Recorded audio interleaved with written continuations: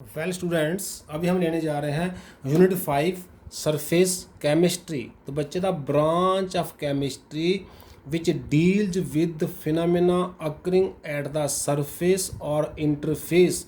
जो किसी ऑब्जेक्ट के सरफेस पर इन फिनोमेना होते हैं उनको बोलते हैं बच्चे surface chemistry. Boundary separating two bulk phases, जैसे किसी सॉलिड को किसी गैस ने सराउंड किया हुआ है तो जो बीच में उनका पॉइंट ऑफ कांटेक्ट है उस सरफेस पर क्या हो रहा है, that is study of that is called surface chemistry.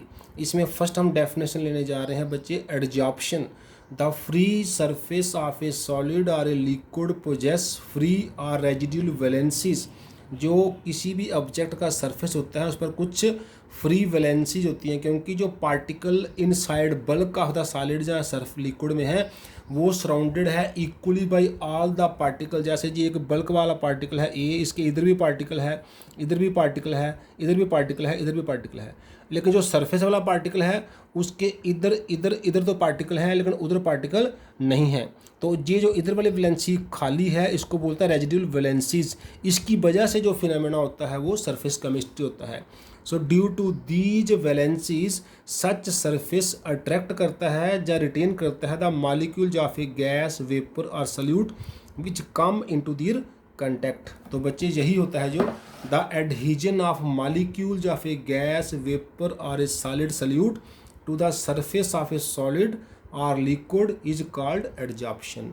यही जो हो रहा है कि जो किसी गैस के, वेपर के या फिर सॉलिड के पार्टिकल किसी के सरफेस के साथ अटैच हो रहे हैं उसी को हम बोलते हैं एडजॉर्प्शन। अब हम बात करते हैं बच्चे एडजॉर्बेंट और एडजॉर्बेट की। द सॉलिड और liquid whose free surface adsorbs the molecules of a gas और सॉल्यूट को बोलते हैं एडजॉर्बेंट। और जो गैस या सॉल्यूट का पार्टिकल एडजॉर्ब हो जाता है एडजॉर्बेंट पर उसको बोलते हैं एडजॉर्बेट। द गैस और solute which is adsorbed by an adsorbent, जो कि सॉलिड या लिक्विड है उसको बोलते हैं एडजॉर्बेट। जैसे बच्चे हाइड्रोजन गैस गेट्स एडजॉर्ब्ड ऑन निकल। निकल जो है वो हाइड्रोजन को अपने सरफेस पर एडजॉर्ब कर लेती है, इसलिए हाइड्रोजन गैस जहाँ पर एडजॉर्बेट हो गया और निकल जहाँ पर एडजॉर्बेंट हो गया। अब हम बात करते हैं टाइप्स ऑफ एडजॉर्प्शन की। तो हमारे पास बेसिकली दो टाइप का एडजॉर्प्शन है, एक फिजिकल एडजॉर्प्शन जिसको फिजियोजॉर्प्शन भी कहते हैं, एक केमिकल एडजॉर्प्शन जिसको केमीजॉर्प्शन भी कहते हैं।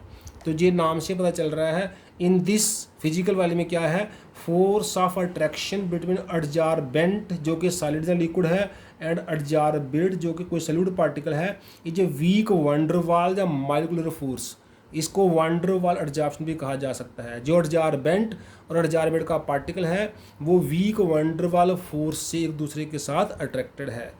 और इसमें केमिकल में क्या है, same, it is a force of attraction between the adsorbate and adsorbent is strong force है जो कि केमिकल बॉन्ड बन चुका है कोई ना कोई। जैसे केमिकल बॉन्डिंग कोई आयनिक बॉन्ड या कोवलेंट बॉन्ड बन चुका है तो इसमें एक strong force of attraction develop हो जाती है बिटवीन एडजॉर्बेट एंड एडजॉर्बेंट। जैसे हमने जहाँ पर बात की निकल के ऊपर हाइड्रोजन एडजॉर्ब हो गया तो ये फिजिकल एडजॉर्प्शन है। जो हाइड्रोजन है वो वीक वंडरवाल फोर्स के साथ निकल पर एडजॉर्ब्ड है।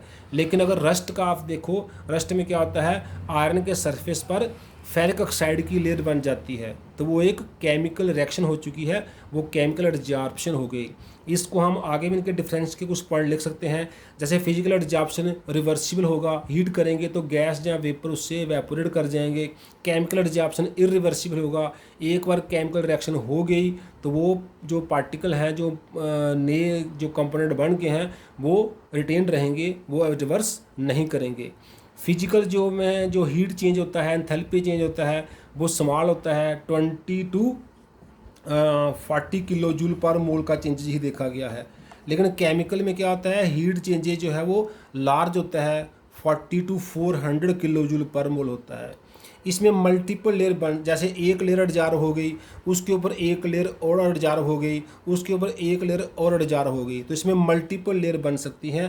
केमिकल एडजॉर्प्शन में सिर्फ सिंगल लेयर बनती है। जैसे रस्ट है, एक बार रस्ट की लेयर हो गई, जब तक वो लेयर नहीं उतरेगी तब तक नई रस्ट की लेयर नहीं बन सकती, क्योंकि जब केमिकल कंपाउंड बन जाएगा वो केमिकल कंपाउंड क्या करेगा, वो बैरियर का काम करेगा, एक दीवार का काम करेगा बिटवीन द अडजार्बेंट जो कि रस्ट के अंदर है और अडजार्बेट जो कि रस्ट के बाहर है। अब रिएक्शन नहीं हो सकती क्योंकि दो रिएक्टेंट नहीं मिल सकते हैं, ऊपर एक कंपाउंड की लेयर बन गई है। तो जहाँ पर सिंगल लेयर पॉसिबल है केमिकल में, जहाँ पर मल्टीपल लेयर्स पॉसिबल है। जी कोई स्पेसिफिक नहीं है, नॉट स्पेसिफिक, किसी भी ऑब्जेक्ट का कोई भी एडजॉर्प्शन हो सकती है, लेकिन जो स्पेसिफिक है, जैसे रस्ट किसी को होता है किसी मेटल को नहीं होता है, रिएक्शन किसी की में होगी किसी में नहीं होगी। इट इज़ नॉट स्पेसिफिक, ये स्पेसिफिक है, ये हर जगह पॉसिबल नहीं है। जहाँ पर सरफेस पर बच्चे कोई कंपाउंड नहीं बनेंगे क्योंकि ये फिजिकल है, no compound formation takes place, तो यहाँ पर सरफेस पर कुछ कंपाउंड भी बनेंगे। इस तरह से आप कुछ पॉइंट ऑफ डिफरेंस भी लिख सकते हैं between physical adsorption and chemical adsorption. अब हम देखते हैं सम फैक्टर्स अफेक्टिंग एडजॉर्प्शन। तो फर्स्ट फैक्टर जैसे आप देख रहे हैं क्या है, नेचर ऑफ द एडजॉर्बेट। तो बच्चे कुछ एडजॉर्बेट जो हैं वो मोर एडजॉर्ब होने की कैपेसिटी रखते हैं, कुछ लेस की। जनरली जहाँ तक गैस की बात है, ये डिपेंड करता है किस गैस का कितना क्रिटिकल टेम्परेचर हाई है। जैसे आपने पिछली क्लास में पढ़ा है, the temperature above which A gas can not be liquefied what so ever the pressure में बी। जितना मर्जी प्रेशर कर दो, कोई एक ऐसा टेम्परेचर होता है जिसके ऊपर गैस लिक्विफाई नहीं हो सकती, उसको बोलता है क्रिटिकल टेम्परेचर। तो बच्चे जिस गैस का क्रिटिकल टेम्परेचर हाई होता है वो ईजिली लिक्विफाइबल होती है और वो गैस एडजॉर्ब भी ज़्यादा होती है। जैसे जो परमानेंट गैसेज हैं, हीलियम, हाइड्रोजन, ऑक्सीजन वगैरह, उनका क्रिटिकल टेम्परेचर लो होता है तो वो एडजॉर्ब भी कम होंगी। और जैसे अमोनिया है, HCl है, उनका क्रिटिकल टेम्परेचर हाई होता है, वो एडजॉर्ब भी हाई होंगी। नेचर ऑफ द एडजॉर्बेंट दूसरा पॉइंट है। तो बच्चे कुछ एडजॉर्बेंट्स जैसे जो रफ एडजॉर्बेंट हैं जिनका सरफेस एरिया मोर है, जिसी फाइनली पाउडर्ड फॉर्म में है, उनका एडजॉर्प्शन ज़्यादा होगी क्योंकि उनका सरफेस एरिया मोर है। और जो स्मूथ एडजॉर्बेंट है जिसमें रफनेस कम है और जिसका सरफेस एरिया कम है, उसमें एडजॉर्प्शन कम होगी। इसलिए जो पोरस एडजॉर्बेंट्स होते हैं दे आर बेटर एडजॉर्बेंट्स बिकॉज उनमें पोर्स होने की वजह से सरफेस एरिया बढ़ गया होता है और मोर एंड मोर एडजॉर्प्शन जो है वो पॉसिबल हो पाती है। अब हम लेते हैं तीसरा point, specific surface area of the adsorbent. जो हम पहले ही बात कर चुके हैं नेचर ऑफ एडजॉर्बेंट में, जिसका सरफेस एरिया ज़्यादा होगा एडजॉर्प्शन के लिए, उसमें एडजॉर्प्शन ज़्यादा होगी। तो सरफेस एरिया को कैसे बढ़ाया जा सकता है स्पेसिफिक सरफेस एरिया, हम उसको फाइनली पाउडर कर देंगे किसी ऑब्जेक्ट को, जहाँ उसको पोरस कर देंगे, उससे सरफेस एरिया इंक्रीज कर जाता है, एडजॉर्प्शन का रेट बढ़ जाता है। अब हम लेते हैं फोर्थ पॉइंट। तो बच्चे pressure of the gas factor काफ़ी इंपॉर्टेंट है। हमने ग्राफ ड्रा किया, आप देख सकते हैं, हमने प्लॉट किया है XYM means mass of the adsorbent X है, per unit mass of the adsorbent M है। जब हम XYM mass of the adsorbent per unit mass of the adsorbent का ग्राफ ड्रा करते हैं वर्सेस प्रेशर, हमें इस तरह का ग्राफ मिलता है। आप देख सकते हैं इस ग्राफ को हमने 3 पार्ट्स में डिवाइड किया है। इनिशियली देखिए जैसे जैसे प्रेशर बढ़ता है वैसे वैसे XYM भी बढ़ता है, लेकिन almost linear, almost straight line. तो हमारा जो फर्स्ट पार्ट हो गया। उसके बाद जैसे जैसे प्रेशर बढ़ता है mass of adsorbate upon mass of adsorbent जो है वो कम होते जाता है। ये देखिए डिक्रीज़ कर रहा है स्लोली। और एक ऐसा प्रेशर आता है PS जिसको हमने सैचुरेशन प्रेशर बोला है, उसके आगे जाके प्रेशर बढ़ाने से भी अब और एडजॉर्प्शन नहीं हो रही है, मीन्स एडजॉर्प्शन अब कांस्टेंट हो गया, फिक्स हो गई है। तो first part almost straight line है, तो हम कह सकते हैं XYM directly proportional to P, जो इक्वेशन ऑफ स्ट्रेट लाइन है, इक्वल टू हम KP भी लिख सकते हैं। जो थर्ड पार्ट है बच्चे वहाँ पर तो P पे अब डिपेंड नहीं कर रहा है क्योंकि कांस्टेंट हो चुका है, तो XYM is directly proportional to P⁻0 means XYM हम कह सकते हैं XYM क्या है, XYM कांस्टेंट हो गया क्योंकि P⁻0 तो 1 हो जाएगा। लेकिन जो सेकंड पोर्शन है यहाँ से यहाँ तक क्या होगा, XYM क्या होगा, XYM प्रोपोर्शनल करेगा P⁻1/n। जो 1/n क्या होगा, 1/n लाई करेगा बिटवीन 1 और 0।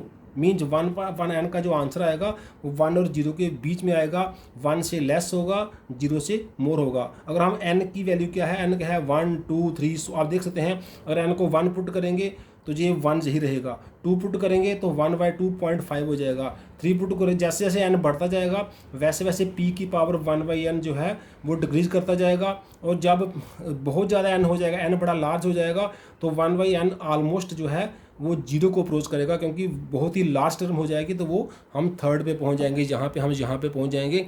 तो ये वाला क्वेश्चन क्या है, x/m proportional to p⁻1/n, 1n क्या है 1 2 3 सो ऑन, एंड 1/n क्या है बिटवीन 1 एंड 0। अब हम देखते हैं, इसको आगे बढ़ाते हैं।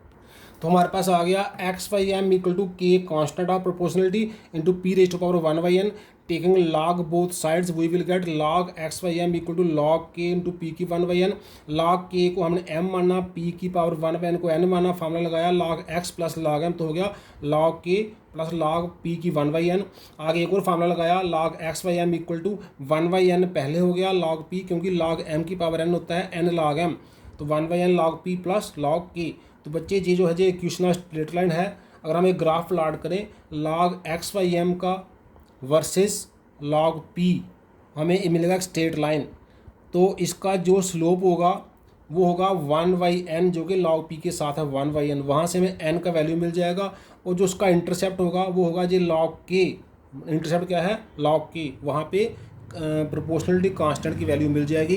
तो ये वाला जो ग्राफ है, जो इक्वेशन है, जो फर्स्ट ऑफ स्टडी किया गया था फ्रेंडलिक नाम के साइंटिस्ट के द्वारा, तभी इसको बोलते हैं फ्रेंडलिक एडजॉर्प्शन आइसोथर्म। आइसोथर्म इसलिए क्योंकि फ्रेंडलिक ने स्टडी किया था effect of the pressure of the gas on the adsorption at constant temperature, तो कांस्टेंट टेम्परेचर की वजह से इसका नाम क्या है आइसोथर्म। और क्या है जी फ्रेंडलिक एडजॉर्प्शन आइसोथर्म में क्या होता है, the graph of log x/m versus log p जो है वो स्ट्रेट लाइन अगर आ जाए तो मीन्स वो वाली एडजॉर्प्शन जो है वो फ्रेंडलिक एडजॉर्प्शन आइसोथर्म को ओबे कर रही है एट कांस्टेंट टेम्परेचर। हम प्रेशर का इफेक्ट देख रहे हैं ऑन एडजॉर्प्शन, तो हमें देखने में आया है कि फिजिकल एडजॉर्प्शन जो है वो जनरली इस आइसोथर्म को ओबे करती हैं।